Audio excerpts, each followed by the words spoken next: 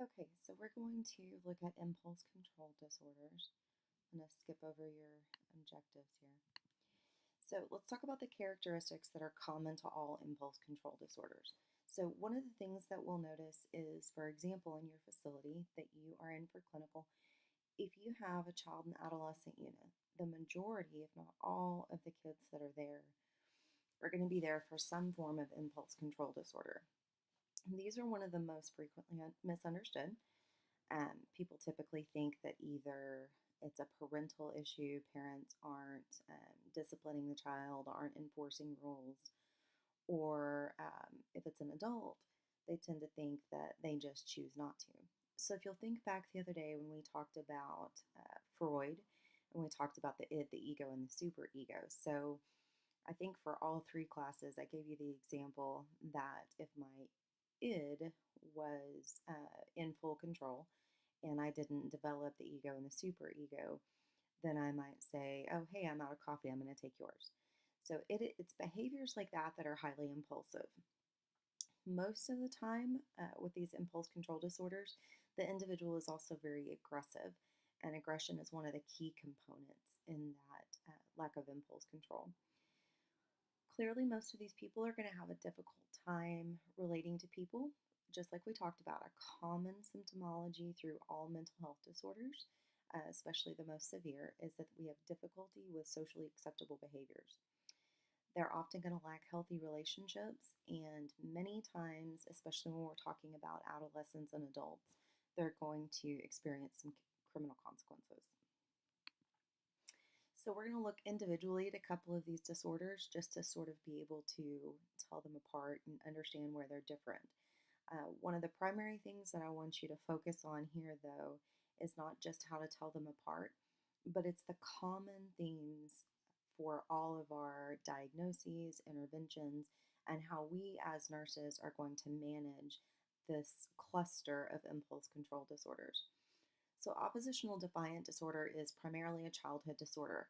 You're not going to see it diagnosed in an adult, it's going to become something else generally. These are the kids that are extremely defiant. They're generally very angry. Their defiance comes across in a very bitter and vindictive, almost spiteful or hateful type of manner. This is not the child that doesn't listen, the child that says no. This is a pervasive, um, aggressive, high strung version of defiance. It is outright pure, bitter defiance. In order for this to be diagnosed, this can't be a child that's going through a sort of a short term phase where they're being defiant. So maybe there's something going on at school and they're upset, and that's coming across as defiance. This is a pervasive pattern over 6 months or more. It may occur in one or more settings. So a lot of times we'll see oppositional defiant disorder at home, and sometimes that child will behave in school. Eventually, that's going to begin to spill over into school, um, but it doesn't have to occur in both locations in order for a diagnosis to take place. These kids also show no regard for escalating consequences. So, if on the first infraction they get a 5 minute timeout, and on the second infraction they get a 15-minute timeout, and on the third infraction they lose electronic privileges for the day, and then on the fourth infraction they cancel, a social engagement with a friend. These things are not going to make a difference. You're not going to find a level where the consequence outweighs the behavior because it's disordered. It is not a choice. If these children aren't treated early, this is often going to lead to a relatively significant emotional disorder as they get older. All right, intermittent explosive disorder is an adult disorder, and it is a pure and raw inability to control aggressive impulses. So, this is the individual that becomes very aggressively, very violently angry. They tend to destruct property. They may harm other people. It may potentially be the person that comes home and kicks the dog. Um, it's an uncontrollable rage, and it doesn't have to be a major stimuli. It can be something very small. So, this is not the person that has an occasional loss of temper or an occasional moment of being overwhelmed and slams the door or throw something across the room. This is a pervasive pattern. It sort of follows the same pattern that we see when we talk about violence and abusive relationships, like interpersonal relational violence. And so there's a tension. And again, remember, for these individuals, that tension can be small. So that arousal, the anger. So then there's the explosive behavior. So the, breaking the chair or punching holes in the wall or whatever the case may be. Once that's occurred, they feel a sense of relief. However, just like the pattern of violence, we often see once this has come full circle, um, they're very apologetic and often embarrassed. Clearly, as you can see by this pattern, it's going to cause issues with work and interpersonal relationships. Excuse me. Again, remember this is a disorder. So, in order for something to be classified as a disorder, it has to interfere with our daily life. So, our relationships, work, school, that type of thing. This disorder is going to be linked to hypertension and diabetes, type 2 diabetes. And that's not because intermittent explosive disorder causes it. It's because we know that for any reason, an individual exposed frequently to high levels of stress and high levels of stress hormones for prolonged periods, it increases their likelihood of developing hypertension and type 2 diabetes. Conduct disorder is a bit stronger. So, conduct disorder is kind of what you think about as like a precursor to sociopathy, even though we no longer use the diagnosis sociopathy. Um, we talk about personality disorders, and we'll discuss those later and how they play in. But conduct disorder is kind of what you're going to view to get your head around this as sort of the early onset of the sociopath who violates the rights of others. So they will lie, they will impose, they will harm, and there's no remorse. They don't feel feelings of empathy. They don't feel sorry. Like when we talked about intermittent explosive disorder a minute ago, those individuals are going to feel bad. They feel badly. They feel negative. They feel sorry once the explosion has occurred and come full circle. Someone with conduct disorder does not feel that remorse. Um, they threaten, they harm, they coerce, they manipulate. So when we talk about sexual abusers, and if we're talking about an individual that is, maybe a child, they would use a manipulation and a threat to coerce an individual. They're often seen as very callous and unemotional, and again, it may be a predictor of antisocial personality disorder. Childhood onset is considered to be prior to 10. It is less frequent than an adolescent onset. It's much more prevalent in males. We see a lot of physical aggression. We see a lot of poor peer relationships, so an inability to really connect with their peers the way they should for their age range. There's a lot of blaming, which is, they don't take responsibility. Um, if they broke another child's school project, they're not going to feel sorry. They're not going to say, I'm sorry. They're not going to accept responsibility for that. They're going to blame someone or something else. Generally speaking, contrary to what people see in these individuals, they actually have a very low self-esteem, and this sort of aggressive, blaming outward appearance is a facade to cover that extreme low self-esteem. When a child develops conduct disorder before the age of 10, they have a much stronger likelihood of developing that antisocial personality disorder later in life. When we talk about adolescent onset, it happens in girls and boys, and we see a lot of risk-taking behaviors like substance abuse and sexual promiscuity, skipping school, and some, mild to moderate law breaking, that type of thing. So again, it's going to be much more dangerous and much more of a predictor of later in life emotional instability issues when it happens in a child under 10 than when it happens with an adolescent. Kleptomania and pyromania are also versions of impulse control disorders. So, kleptomania is impulsive theft.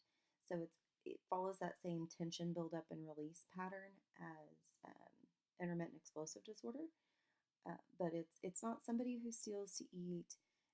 It's not somebody who steals on occasion. It is somebody who impulsively steals. They don't need the item. They may not even necessarily want the item. It's just and they may be able to pay for all of it. You may be talking about an individual with unlimited resources. They're not stealing because they can't afford it. They're stealing because it's impulsive. Pyromania is impulsively and deliberately starting fires. They tend to show an intense interest in all things fire related. This is not just, again, it's not just the kid that occasionally, will mess with the bonfire in the backyard or play with fireworks. This is an extreme, intense interest in fire, and again, follows that same tension buildup, set the fire, relief and release pattern. All right, so here's some typical comorbidities. So again, remember that what we want to focus on, maybe more than anything, is what these things tend to have in common. So as opposed to studying every disorder very individually and really focusing on how do I treat ODD, how do I treat kleptomania, how do I treat intermittent explosive disorder, you want to think of these collectively. So what do we see as a common theme in all of these?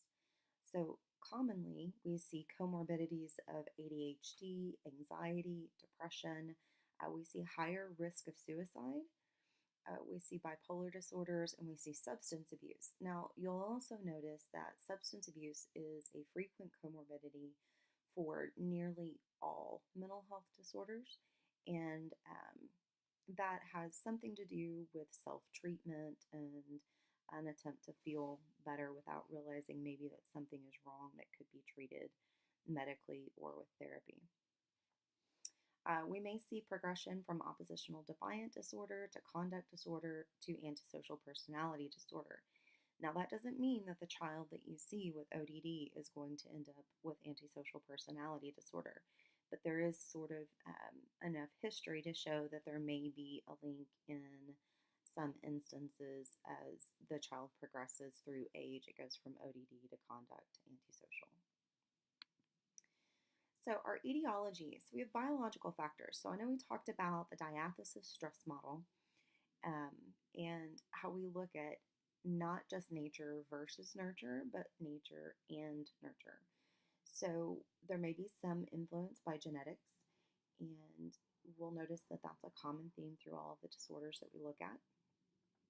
Neurobiologically, we're able to view the brain and detect some notable differences in white and gray matter. So one of the reasons that I find it important to point this out is because historically we have viewed so many mental health disorders as a choice or a pattern of behavior that was developed through parenting or life experiences. And while those things definitely contribute, we are definitely able to see neurobiological physical differences. So, psychological factors, we see immature coping skills, we see immature problem solving, and we also see a history of trauma or neglect, which leads to that whole id-driven, impulsive type response. And notice when we talked about group therapy, we talked about an ability to practice coping skills and practice interpersonal skills. And that's because so many times these individuals are lacking those. They cope in the same way that a child would, or maybe an early adolescent. And I think I mentioned to you, for example, if an individual was progressing typically through the standard development of psycho-emotional skills, we would see that maybe they progressed to about the age of 16, and then let's say they became addicted to drugs and they spent 10 years addicted to drugs and then they become clean. Well, most frequently we see that they need to start back in their psychosocial and emotional development back at 16, where that drug abuse started. because that type of development and progression psychologically and emotionally tends to stop. So, something very similar can happen when an individual has a strong history of trauma or a strong history of neglect. So, they may have begun progressing, quote unquote, normally, but when we hit sort of that roadblock of neglect of needs, neglect of emotional, physical, physiological needs, then we can completely derail that psycho emotional development. Environmentally, we definitely see that it's more common in people who have a family history of these disorders. And some of these things, again, nature and nurture, we may see as learned behaviors. When we talk about the nursing process, one of our priorities is always going to be to assess our suicide risk. Suicide and homicide are going to be um, the most dangerous, the highest safety priority in any of our psychiatric disorders. Of course, we use Maslow's. So, an individual who's not suicidal or homicidal, but is not, feeding themselves, drinking, those types of things, that's going to be the priority. But we want to make sure that we're assessing for suicide risk in every one of these individuals. We want to look at disruptive behaviors. We always want to note what the behaviors are. If this individual is known for throwing things, we want to assess that and we want to know that. If this individual is known for, um, aggressive, vulgar, verbal outbursts, that we want to know. We want to know what their triggers are. So, what causes them to be set off? Is it being touched? Is it being spoken to? Is it being told no? We want to know what their responses are. We want to know what the history of the patterns in their behavior are. We have to know what an individual's support system is. There's a big difference if somebody is going to be discharged or go home to a large support system versus somebody who doesn't have one at all. We want to know if they do have periods of being in control or if it's consistent that they don't. It's important that we assess for a capacity for remorse because, again, if you'll remember these little tidbits that we just talked about with the individual disorders, um, there's only one really that we discussed that shows that an individual has no remorse.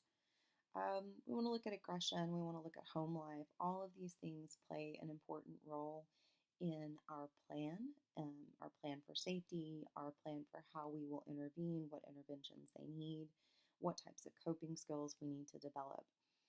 As always, our diagnosis is going to be based on our assessment, and our highest attention is going to be given to those that are at risk for harm to self or others. Interventions. Priority is always going to be safety. Always going to be safety. That never changes. Whether we are talking about a physiological disease process like diabetes or heart disease, or whether we're talking about a psychological diagnosis like these impulse control disorders, we have to provide for safety.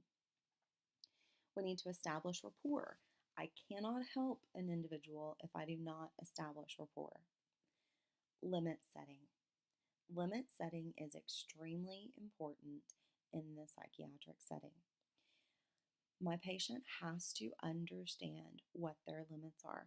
They have to understand what they can and cannot do, what is acceptable, what are social limits, what's socially acceptable, what are the limits within my facility, within my unit, things of that nature. And we have to establish consequences. But remember, these things need to be laid out front. So I'm not going to threaten my patient and abuse my authority from my therapeutic relationship, but we're going to establish consequences up front.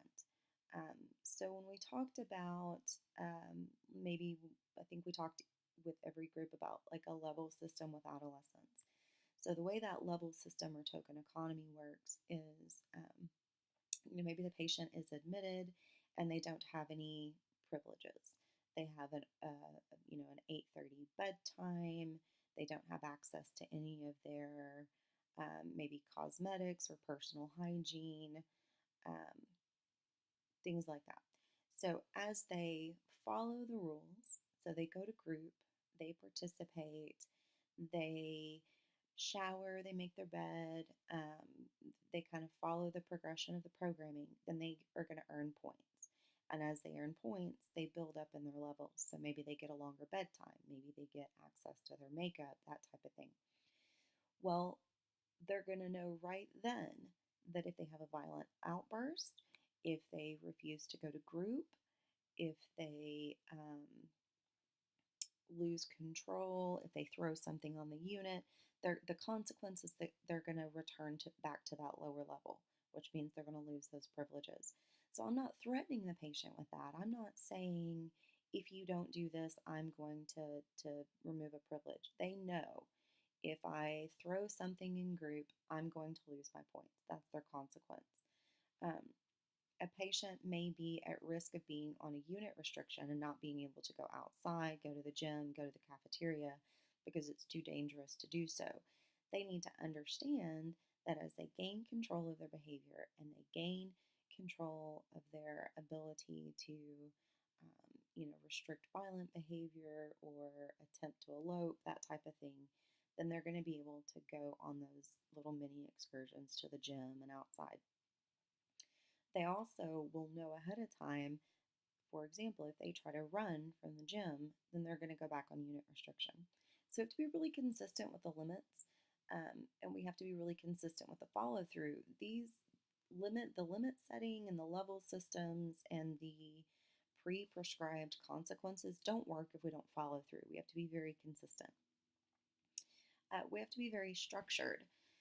So many times I find that, for example, with a geriatric patient with a mental health disorder, so maybe that's in a group home or a nursing home, maybe we get a call that this individual is really having a lot of difficulty with managing their symptoms. So maybe they're aggressive and impulsive, and bring them into the inpatient setting, and it's very highly structured. We say when mealtime is, we say when shower time is, we say when group time is, and we fill their time throughout the day. And sometimes you'll find that those individuals come into that super structured setting and actually they're not showing any impulse control issues. They're not showing aggression, um, that type of thing. That structure is very important, and that structure is actually very comfortable for many people because they don't have to make that decision. So that's part of why it's really important that we maintain that structure in the inpatient setting. We have to provide opportunities for achievement. Um, when a patient has a goal, we want to make sure that it's an achievable goal. And as they reach that goal, as they reach that achievement, they'll feel a sense of fulfillment and accomplishment, and that helps continue to drive them and develop a sense of purpose. All right, pharm. So when we look at the drugs that we might use to treat impulse control disorders, we're going to look at things like SSRIs, which is typically what you would think of as your antidepressants. But they're also used, obviously, in other things like impulse control disorders, and we'll talk more about that in that chapter. We see mood stabilizers in order to sort of maintain those impulses, to sort of take the edge off of the spike in aggression or the spike in anger. Um, and usually, our mood stabilizers are going to be things like lithium or our anticonvulsants like Depakote and Lamictal. We may see antipsychotics, we may see anxiolytics, and we may see beta blockers. So, beta blockers are also really good at sort of slowing things down and controlling the severity of how high into the fight or flight they may get. It keeps the blood pressure down, keeps the heart rate down, so it sort of takes that intensity off. Cognitive behavioral therapy, we talked about that already, and you'll notice that that comes up in many of these because it's a very strong form of therapy that's very effective. And remember, one of the things about cognitive behavioral therapy, one of the reasons that it's so effective and it's so commonly used is it didn't require insight, right? We didn't have to help the person understand why they do what they do and have this extreme, insightful understanding of their behavior. We just have to change the thinking and change the behavior. We also see things like psychodynamic therapy, dialectic therapy, parent child interaction, parent management, and multi-systemic training. I would think the one that you would probably want to be most familiar with in this regard, though, is going to be that cognitive behavioral therapy.